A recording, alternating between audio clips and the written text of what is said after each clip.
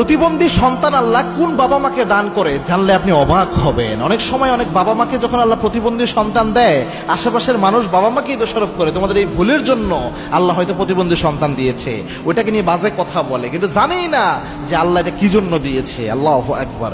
আল্লাহর একটা কোরআনের আয়াত এবং নবীজির হাদিস পাওয়া যায় এই সংক্রান্ত বিষয়গুলোতে। অনেক বাবা মাকে আল্লাহ এটা দেয়। মনে রাখবেন, এই যে পৃথিবীতে আল্লাহ জীবন দেয়, ছেলে দেয়, মেয়ে দেয়, এটা আল্লাহ রাব্বুল আলামিনের ইচ্ছা। এবং কি আল্লাহ রাব্বুল আলামিন পবিত্র কোরআনে বলেছেন, ইয়াহাবু লিমান ইয়াশাউ ইনাসা ওয়া ইয়াহাবু লিমান ইয়াশাউ যুকুর। আল্লাহ যাকে ইচ্ছা পুত্র সন্তান দেয়, যাকে ইচ্ছা আল্লাহ কন্যা সন্তান দান করে।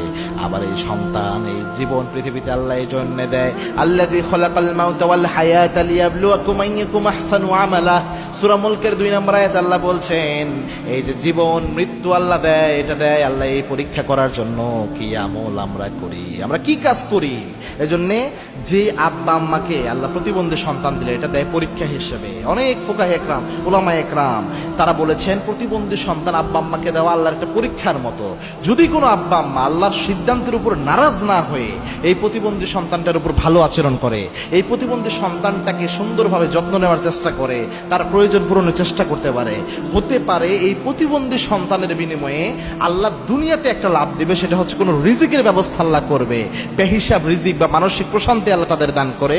2 নাম্বার হচ্ছে আখিরাতে জান্নাতের ওয়াসিলা হয়ে যেতে পারে এই প্রতিবন্ধী সন্তানের সাথে ভালো আচরণ করা। আল্লাহু আকবার। এই জন্য যাদের প্রতিবন্ধী সন্তান হলে আশেপাশের মানুষ যদি খারাপ কথা আপনারা বলে থাকেন, আপনাদের যে কি ভয়ানক পরিণতি হতে পারে কল্পনা করতে পারবেন না। মনে রাখবেন, কোনো মানুষের হাতে এই ক্ষমতা না। যদি ক্ষমতা কারো হাতে থাকতো, প্রত্যেক মানুষ নিজের জন্য শ্রেষ্ঠ সন্তানটাই এই পৃথিবীতে বাছাই করে নিত।